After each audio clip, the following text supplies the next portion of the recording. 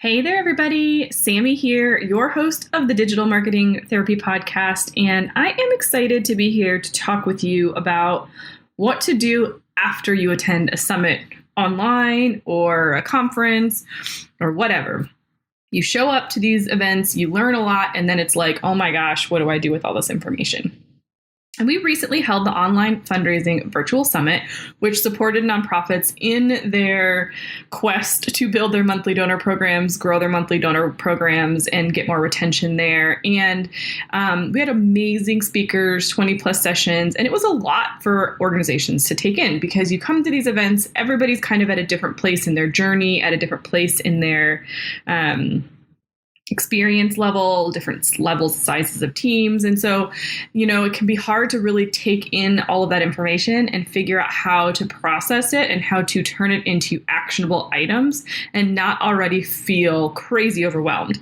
So I'm going to talk you through some thoughts, some ideas, some things to consider before you go to an event like this and after you go to an event, so that you can make better use of them, still take action, and still get things done. Because at the end of the day, it's not worth your time to show up to these events if you're not willing to take action and execute on the things that you are learning. So that's what we're going to talk about today, and I'm excited to do that with you. But before we get into it, this episode is brought to you by our private Facebook community. Now, this is a free community for nonprofit fundraisers to come together, share experiences about how to get online, what they're doing, what's working, what's not working. And then we do all sorts of fun things inside of that group to support you as well. That is also where all of our future online fundraising summits go down. So I'm excited about that. We will have another summit coming up in May, all about online fundraising events. So I hope you'll join us there, facebook.com/groups/the first click. Join us there and let's have some fun conversation about how we can support your organization in more visibility in the online space. For now, let's get into the episode. You're listening to the Digital Marketing Therapy Podcast. I'm your host, Sammy Vidal-Mulhern, and each week I bring you tips from myself and other experts, as well as hot seats with small business owners and entrepreneurs to demystify digital marketing and get you on your way to generating more leads and growing your business. So it's important that we're always learning, right? That we're always learning new techniques, new tactics, new ways to reach our goals. And with online summits and online conferences, it's definitely become way more cost effective for people to show up to these events and to take them all in. And, a lot of them are free. Ours are free. And then we have, all access passes that are super cost effective. I mean, for less than one night of a hotel room at a regular conference, you can, have the same amount of information thrown at you for a lower cost. So it can be really enticing to sign up for all of these things, to do all of these things, and then you do them all, but then you don't actually take action. You don't actually take action. So it becomes kind of this thing where you're just percolating all of these amazing ideas and all of these concepts and like, okay, well, what if we did this? And what if we did this? And what if we did this? So the first thing that I like to think about when a summit or an online event comes my way is to really go back to what are my goals for the year? Like, what is it we really want to achieve? Because there's never a shortage of ideas. There's never a shortage of new strategies. There's never a shortage of ways to reach the goals. And especially in the nonprofit space, you might have board members, you might have volunteers, you have staff, whatever that might look like. Everyone's going to have different ideas, concepts, suggestions, recommendations, and it can get really overwhelming to really figure out what you should be doing. And the same is true with kind of these summits. So I want you to go back to what are our ultimate goals? And I really want to challenge you to almost have a little bit of tunnel vision around that. I have definitely tried all the things, taken all the courses, spent thousands of dollars really just figuring out, do I want to have a course? Do I want to do this? Like, what are the things that I want to do in order to impact people the most? And it's really taken me 4 years to get to the space where I'm enjoying and loving running these summits and educating and networking with other professionals and supporting nonprofit fundraisers in what they're doing. Now, each event is going to have different metrics, and each event I might hit or miss some of those. And so what I'm really focusing on is, not just taking a look at those snapshots, but really saying, okay, well, what was the end goal? What did I really want to happen? And what worked well that is going to get me closer to that end goal? And what didn't work so well that I thought maybe would, that maybe I just don't need to do that piece of it anymore. And so the same is true when you're thinking about showing up to these events. Is the topic of the event something that makes sense for me now? Or is it something that makes sense for me in the next 6 months? Because it could also be a thing where somebody's running an event and you can get an all access pass with lifetime access to the videos for like $47 or $200, whatever, something super cheap. And then you just say, you know what, I'm going to go ahead and buy this so that I have it. And then I'm just not going to touch it until I get to that point. Right? So for example, we're running a summit in May that's all about how to run how to run a more successful online fundraising event with less stress. Now, it could be that in May, you won't need that information because you're not running a fundraiser until November. So maybe it's a situation where you're like, well, that would be nice to have, but I don't need that right now. So either I'm just going to go pass on it and hope that it comes up again, or I'm going to go ahead and get it, but I'm not going to use it. Versus an organization that might be like, oh yeah, we're running an online fundraiser that we're in the midst of planning right now. That's going to be happening in August. So this is perfect timing. Then that might be a great opportunity to jump in and really take advantage of all of it live and participate and really take in those skills, right? So think about before you choose to attend these conferences or before you take these training things, what is it going to do for you that's going to help support you right now? What is it going to do to support you in your short-term, near-term goals? And is it going to support you in your long-term strategies? For example, maybe you aren't running any online fundraising events, but that's kind of one of those things that you guys have talked about that's like, oh yeah, that would be a good idea. We should try that sometime. But you're already really busy with the other campaigns that you're running, your monthly donor campaign, whatever it is that you have going on in your organization. Don't attend a summit that's about online fundraisers if you aren't going to be doing online fundraisers. Just because it's a strategy that's out there, if that's not something that you guys have deemed for your organization is something that is impactful and makes sense, don't just add something else to the mix. So that's where I see people showing up to events, taking it all in, and then getting really overwhelmed because they're like, oh my gosh, all of this stuff is great. And yes, all of this stuff is great. But that doesn't mean that it's great for you and your organization where you're at right now. Okay, so that is the first thing that I want to challenge you on before you sign up, register for a summit. And I want to backtrack here for a second because I'm using the term summit, which is very familiar to me. It's something that I run on a quarterly basis these days. But an online summit is basically an online virtual conference. There's a variety of them, the way that they can look. It could be an online conference. It could be a summit. It could be an in-person conference. So I'm using the word summit just because that's what's in my brain right now.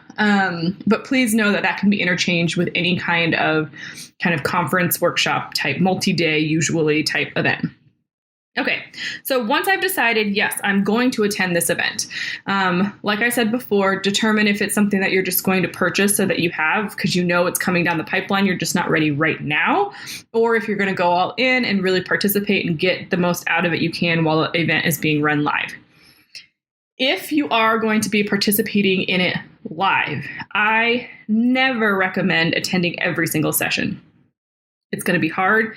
It's going to overwhelm you. You're not going to be able to really take in the things that you need that are going to actually drive you forward. So I often spend a good amount of time looking over the schedule, looking over the descriptions of the programs, if they're there, who the speakers are, and then really figuring out each day. And again, this depends on the length of the conference. This depends on the length of the sessions and all of that good stuff. But what are the things that I know that I really need to take in order to support myself? And to be quite honest, if I am signing up for an online event, I typically, even if they have a free version, will always buy the All Access Pass immediately when it's offered, whatever that might look like, because that's when you get lifetime access to the videos, and that alone is gold. And the price that you get right after you register is the cheapest price you're going to get. So I always usually do that. You don't have to do that. I'm not saying that just because I have a program that we sell, but I want to throw that out there. So then I put onto my calendar, block off the time. These are the live sessions that I know I want to hit.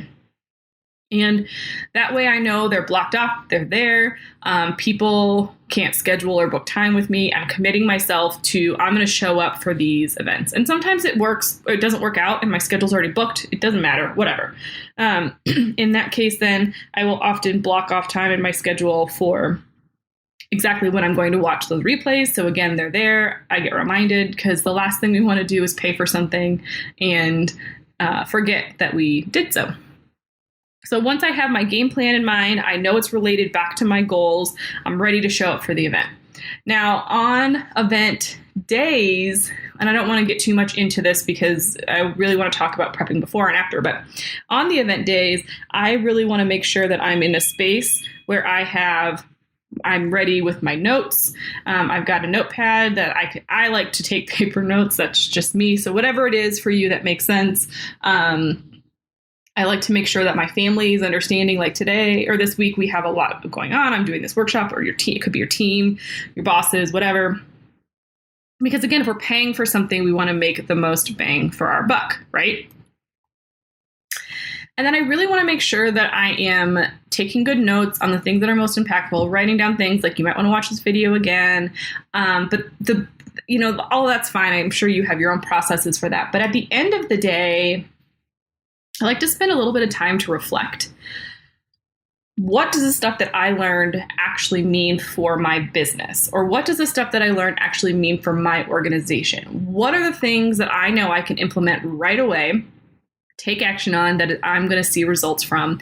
And what are the things that are, let's keep this in mind down the road. These are great tools and things to use in the future, but we're not there yet. Or what are the things that, like, that was cool to learn, we're not there yet, I'm not even going to take up brain space figuring that out. And I like to do that at the end of every day, because as each day goes on, you start to get a little bit more overwhelmed, right? You have all these things that are coming up, and it's like, okay, I like to be able to have something that I can go back to at the end of the week or the end of the conference, whatever the timeline is, and say, okay, these were the things that I wrote down each day that were the most impactful for me. So that gets you through the week, that gets you through the sessions, right? So then so what happens afterwards? You're on a high, right? You're all excited. You've learned a lot. You've gained amazing knowledge. You have met some incredible people. You've networked with some incredible people. You have probably gotten inspired by some speakers. Maybe you're going to follow them now on social media for additional tips, subscribe to their podcast, whatever, right? So you're just in a place where now you're consuming all of this stuff. So how do we take this stuff into action? And we heard this a lot with our summit. I don't know where to go next. I'm at this stage. What do I do? Or I am going to bring this stuff to my board. We'll see what they say. Or I don't have control over what happens or doesn't happen with our budget. So I'll just bring these ideas and we'll see what happens, right? So you have all this energy and excitement about the good things that you're going to do to help propel your organization forward. But you don't necessarily know how that's actually going to be executed. So instead of just kind of going into a board meeting or going into your staff and be like, we got to do this, or sitting in your own, if you're working, if it's just you, sitting there being like, okay, now I have this whole laundry list of things to do and I don't know what to do. We're going to do what we did before we even signed up for the summit, right? We're going to revisit our goals. So we're going to rewrite out what our financial goals are. Fundraising goals,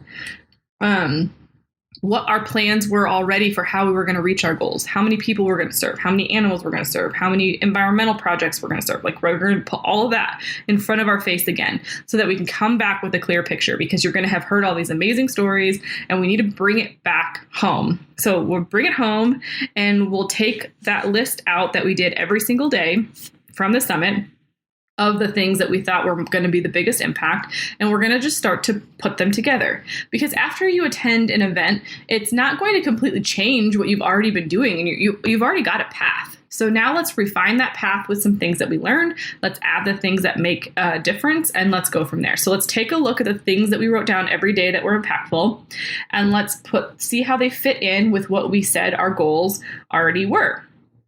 And maybe it might tweak some because maybe you found a more efficient way to do donor thank yous. And so now a lot of that dedicated time that you had sent for that, maybe it doesn't need to be as much. Then we can add something else in there. Or maybe you got a great idea about a position you could hire and a grant that could support that. Well, great. Okay. Like all of these things are going to be tweaked and refined, but we want them to be tweaked and refined with purpose. I want you to not just throw everything but the kitchen sink at your organization when you come out of the summit, but really be thoughtful of these were the things that I know I'm going to make an impact on. So then we take action. So we take a look at our day, we take a look at our week, we take a look at our month, quarter, right? I like to plan in a 90-day cycle. So I like to take my annual goals and say, okay, this is roughly what we're going to accomplish Q1, Q2, Q3, Q4, right? And you'll have some of those cycles already in your organization with when funding comes in, annual funds, grant funds, maybe you have enrollment periods for your services that you provide, whatever. So we're going to take a look at our quarter, and then I know this is what I have to get done this quarter, and then I'm going to break it down every week. These are the things that I need to get done this week in order to get my quarterly goals done. And then this is what I need to get done today in order to hit my weekly goals. I think that's really important because then when you sit down at your desk and you come out of this summit and you've got all of these great ideas, you can chunk them out and put them into deadlines and put them into buckets. So then you can say, okay, well, I already have on my list this month that I need to get my email sequence ready. That's on my list. So based off of my calendar, I know I can do that on week 3 of this month. So I'm going to go ahead and pencil that in. So then when I get to week 3, I see that as the main task for that month or that week. I can go ahead and execute it and figure out which day of that week I can get that done. It just helps you to manage your calendar and your schedule. So maybe you take 3 days a week, or 3 days a month, and that's your content generation days. And those are the days that you write all your blog posts for the next month, where you create all your social media, where you do all of this stuff, right? So if you have that blocked off on your calendar, because that's a skill that you learned at the summit was, I need to be writing at least 1 or 2 blog posts a month, whatever. You block it off. So then if some other things are coming up in your calendar and people are needing you for this or that, and you're like, no, this is the strategy that we said we were doing. This is the time that I have blocked off. It makes it easier for you to say no and to say, I can do that on Thursday that week, but I'm unavailable Monday through Wednesday. And just kind of a sidebar, but we need to not be so afraid to say, I can't meet with you on this day. I can meet with you later in the week.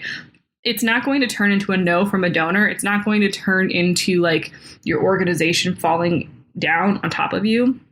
But the more that you can manage your calendar, especially for the smaller shops, but it still works no matter what, the more that you can manage your calendar, the more effective you'll be, because you can have days where you are literally uninterrupted at your desk, focused on a specific set of tasks that require more brain power. And then you can have days where maybe you have multiple meetings going on and things of that nature.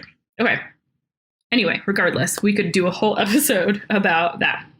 So that's what I want you to do after a summit. I want you to take what you learned. I want you to figure out where you put that into your calendar, when you chunk out the time to do it. It does not all need to happen right away, but if you really thoughtfully pull the pieces out that are going to make the biggest impact for your organization, that alone is going to support you in growing. And then you can continue to add on, layer on, and build as you go. Okay?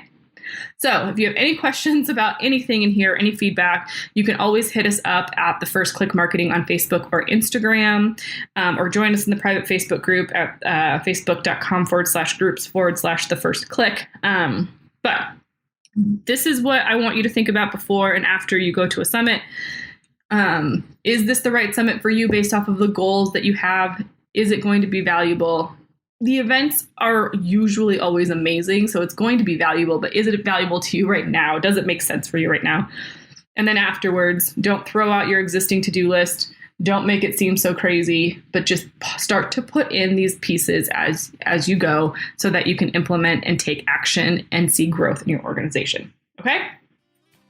If you guys have any additional questions, like I said, hit us up on Facebook or Instagram. Otherwise, I really hope that you will subscribe and leave us a review wherever you listen to this episode. It just helps us get in front of more organizations, and we appreciate you in doing that. It also gives me great feedback on content that you guys really like and things that we can do better to support you in your fundraising needs. With that, I thank you so much for listening, and I will see you in the next one.